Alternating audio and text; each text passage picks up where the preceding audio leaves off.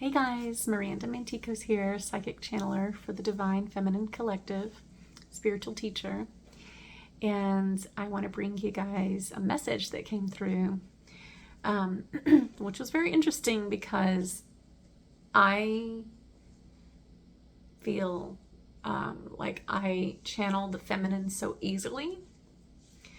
And so I'm almost always coming from a place of feminine energy. But ironically, my entire life, I've had to use my masculine energy because I was raised without a father. My father died when I was young. And so we had to do all the masculine things that our father would have done.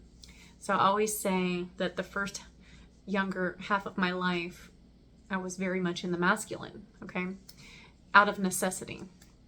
And now I'm very much in the feminine. So getting to the point here, when I asked my guides what this short message was about, I felt it was so ironic that it's about the masculine energy, which is so important, by the way. It's just not where I'm usually at. Does that make sense? So I was like, okay, all right, I hear you guys. And so I decided, based on that message from them, to order a deck of oracle cards for the masculine energy. Now, the ones that I normally use, I have a lot of different decks for meditation. I mean, there's some are for crystals and some are for the feminines. I have spirit animal deck. I mean, just I love them because I love the artistry. I love to use them for meditation. It's also great for just a quick message from your spirit team. So I have such a variety of these things. But I didn't have one that's solely for the masculine, right? So I was like, okay, I'm going to get one. And I was like, I'm just going to get one and just trust what comes, right? So I did. And it's brand new, okay? So just bear with me. I've never used it before, but I'm loving it already. I already pulled some cards for the Divine Masculine. And I'm going to tell you what my guides are saying about each one. But I'm going to show you the actual deck and the writer and illustrator of the deck in case you want to order it yourself. I don't have a TikTok shop, so you'll have to go find this yourself. Maybe I'll have one in the future, but for now, I'd love for you to be able to have this for yourself as well if you're on a journey to understand the masculine, okay? And by the way, the masculine is super, super broken right now. That is why we should be giving it some attention, right? And our feminine energy is what's going in and assisting the masculine. And this isn't about, gender at all. This is about the embodiment of that energy that exists within all beings, okay? So this message can apply to anyone because we all embody the masculine and feminine energy, okay? The mother, father energy is within us all. This is how actually recognizing this and working with this and working with both our sides is how we begin to embody the child energy, right? The divine child energy. So we have all of this within us. So just acknowledging that is super important on our spiritual path, okay? But anyway, I don't know. I'm feeling excited about this deck of masculine energy. And I love the masculine energy probably because I was there for so long in my life just out of necessity. But also, my husband, I'm a mother to 2 sons. I love boys. They're so sweet. They're so kind. They're so gentle.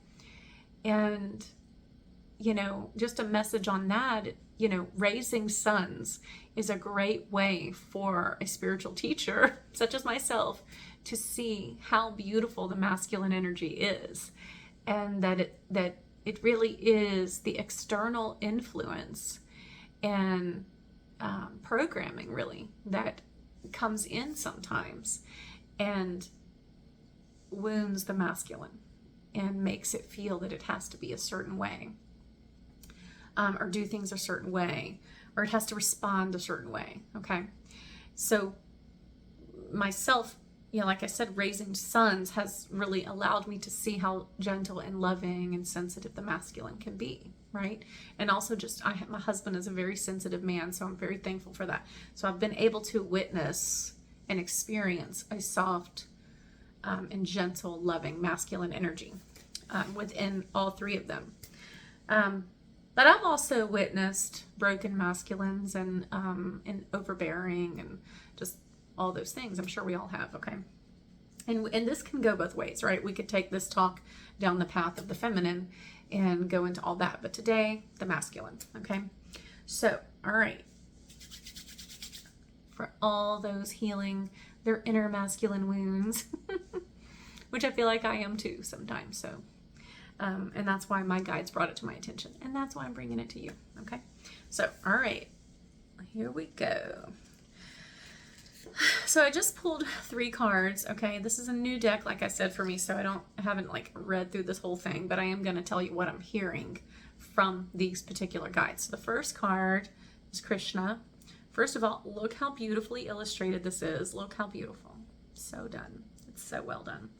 Okay. So when I pulled Krishna, the very first thing that I was brought to, okay, and I'm just going to read it to you from what the author wrote about this, okay? What stood out to me about this message from Krishna is this one paragraph, okay? Now it's time to feel. Get comfortable with being uncomfortable. Sitting in discomfort will assist you in resisting the urge to push it back down. See, that's what the masculine's been doing for too long, just surviving. Pushing their feelings down, ignoring their feelings, ignoring their needs, ignoring their emotional needs, and living apart from their feelings. But our feelings, our emotions, that's the feminine body, okay?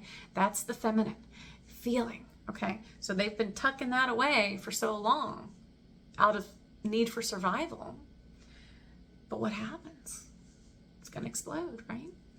So this says take deep breaths, and instead of trying to provide logic to explain the emotion, just feel it physically. Okay? So this is going to really require some effort on the part of anyone who's an overthinker. This could be anyone, okay? I work with this too in myself. I like to understand things. I want to understand, right? But sometimes things are a mystery, and that's okay. That's where getting into the body, see, that's the mystery wisdom, is the body. That's the feminine energy. So instead of in our masculine self trying to constantly go in and explain everything we don't understand, the feminine's okay with just feeling it, right? That looks like someone saying, I don't know, I just don't want to go, I'm not feeling it. They don't have a logical reason for why they don't feel it. They just don't feel it. And accepting those things and just flowing with it is going to heal that need to overthink it, okay? Overthinking, by the way, just comes from fear, trauma, things we've experienced in our younger years or in past lives, okay? So, it's not that the logical mind is a bad thing. It's not. The mind is a sacred vessel as well, and a sacred portal, okay? But it's the overthinking, right? It's the imbalance. We need to pause. We need to feel. We need to get present, okay? It says, rather than explaining everything with logic, trying to escape whatever you're feeling, just breathe into it and feel the physical sensation within the body. And you can make an agreement with yourself when you do this, by the way. If you're working on healing the masculine within yourself, you can say, I'm willing to feel it for 2 minutes or 3 minutes. You don't have to, but if that makes you feel safer, and for me, sometimes I have to do that where I'm like, okay, I'm going to sit with this for a few minutes. That's all I'm going to do. But that's what I can handle, right? It's okay. It's okay to do that. Feel it for a few minutes. Cry, scream, shout, let it out. Some people, I used to jog. That would help me with those emotions, but walking, okay, I would say walk because it's a little bit more calming to the parasympathetic nervous system. So walking, breathing, as you let yourself have your feelings. Play music if you need to, cry, feel, journal it, but feel it, okay? And this is going to feel like a baby step, but it is a step, and many steps will lead to the path of the journey of where you're going, okay? So it's okay. Now listen, she has some great information here. I'm saying this, like I said, this is a new deck, so bear with me. The artwork is by Cecilia G.F. And then the actual channeling is Christabel Jessica. I really have never even looked up this channeler, but I'm loving the deck, okay? I'm going to actually show you. This is what it looks like. Divine Masculine Healing Oracle. Beautiful, right? And this is the information at the bottom for the artist and the author. Okay, so if you want to like get that whole message, you can definitely order it. It's kind of hard for me to screenshot these. It makes it difficult for people to read it, but everything she wrote here is beautiful. Okay, second card. This is one of my favorites, actually. Ganesha. Beautiful. Look how beautiful. Sitting in nature. Look at the Ganesha on his chest. It's just beautiful. I want to show you something. She's one of my, well, you see the elephant behind me. So Ganesha, if I can move my little camera around, do you see her over there by my sink? I actually have her kind of throughout the spa here because my grandmother collected elephants and she has used the symbol of Ganesha with me for years and years, ever since she crossed over. In my dreams and in symbols and even in this realm. One of the very first things she gave me after she passed, I was actually leaving here, the spa, to go home. And it was a dark, rainy day. And I was fixing to get in the car and I saw something shine and sparkle under my car like a flash of lightning. And this was, I would say, right there at like my hard spiritual awakening. So I didn't realize what was happening. I just wasn't there yet. But I bent down and reached under the car to see what it was. And underneath my car, okay, in Louisiana, where the main thing you're ever going to see in Louisiana as far as little totems like that is a tiger because of the LSU Tigers. So this was so random to me. This is why I knew it was my grandma. Under my car, during that flash of light, was a tiny little jeweled elephant. And it was like, wow, how did she do this? She brought it to me, right? And so I have elephants everywhere here. And they represent so many beautiful things. So Ganesha is very special to me. And I actually have a few paintings of that symbol of Ganesha throughout my house and the spa. So I want to find the paragraph that really stood out to me. So hold on. Oh, here it is. Okay. Okay, so this is what stood out to me, okay? The god of beginnings, Ganesha, places obstacles across the path of those on a new venture. Ganesha understands that the skills and resilience acquired from overcoming obstacles will play a role in shaping future prosperity and success. Doesn't that look like where we are right now as a collective? Okay. And by the way, going past the symbolism of Ganesha, but just elephants in general are a symbol of the matriarchy. Okay.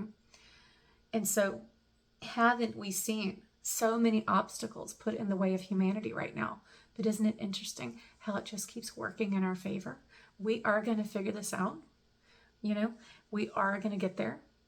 And I say this all the time, but I'll say it again. The way we heal the world is by healing ourselves. The way we influence what's going on out there is by dealing with what's going on in here. And to me, Ganesha is a powerful teacher in this way. She makes you see yourself. Okay?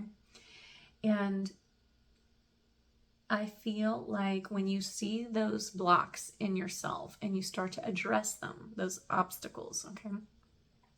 This is when you find your true path. So she's making you look at yourself, making you heal yourself, forcing you to see the things that you don't want to see, right? But those are the very things that we need to be looking at. But as we do that and we face those inner wounds and those obstacles that have been created within our energetic and emotional and spiritual body, okay, we actually come through it and sort of move around it like that river, right? That constant ever-flowing river of spirit. So I love that sometimes our guides actually will let us experience something difficult because it's ultimately leading to our greatest awakening.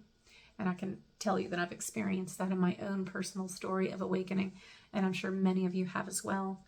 And so the next time you experience something that feels like a block, okay, let's approach it differently. Let's look at it and say, what is the universe teaching me? What am I supposed to be learning from this? Is this a door closing? If it is, then where's the next one that's going to open? Because there always is one.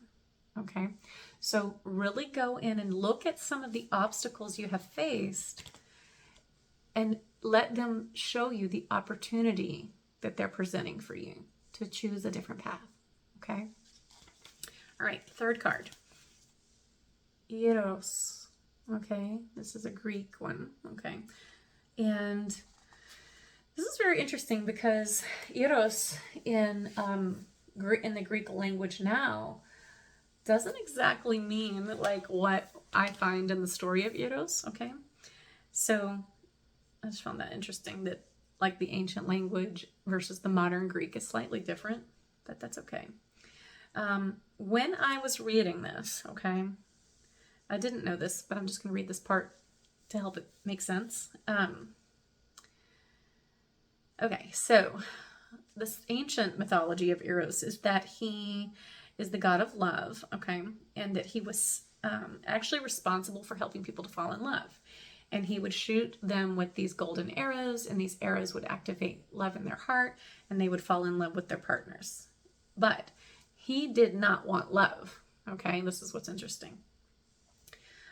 He did not want to have the same fate as the people that he was causing to fall in love. So one day he was sent on a mission by his mother, Aphrodite, to actually, I guess, strike Psyche, was her name, with an arrow, because Aphrodite was jealous of her because she was beautiful. And he accidentally struck himself and fell in love with Psyche. And it says, and so it came to be, the god of love fell in love himself. Okay. Now, how does this tie into healing the masculine? So I thought this was really interesting. And there's several paragraphs written here. I don't have time to read them all, but the bottom line is this. You don't have to go through your journey alone. You don't have to run from love, okay? And this doesn't have to be romantic love, although the story of Eros is about romantic love. It's really more of a metaphor, right? That when we're healing, sometimes the masculine just wants to do it themselves. And I definitely experienced that myself. Like I'm a cave healer. I go into my cave and I work on myself.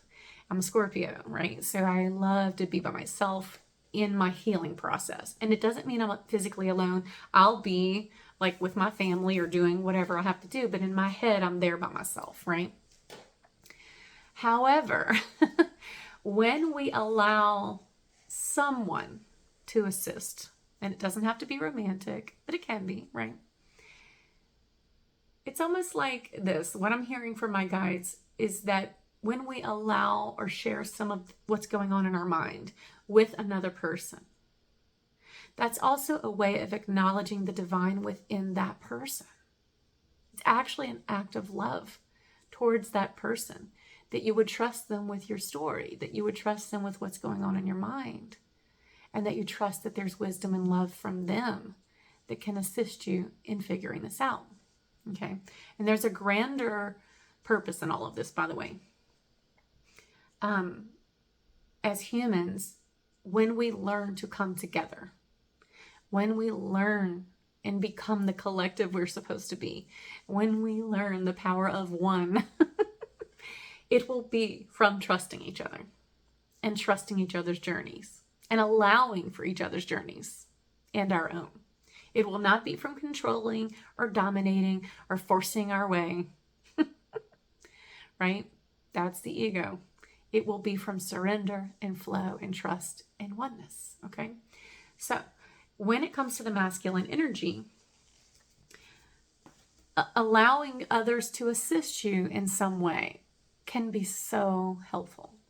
And this can be through friendship. This can be through romantic love. This can be just loving yourself enough to go get some self-care done, right? Go get a massage or go have a session done with someone that you trust, okay? Or taking yourself on a trip. Go on a vacation or go into nature. Take a walk. Breathe. Pray. Calm yourself, right? That relationship doesn't have to be a physical love, okay? Like a physical romantic relationship. It can be, but it doesn't have to be. The point that I'm hearing from my guides and from her is that you're just acknowledging that it's okay to receive help, that it's okay to receive love, that it's okay to let someone in on your journey, okay? And I think that is divine wisdom, okay?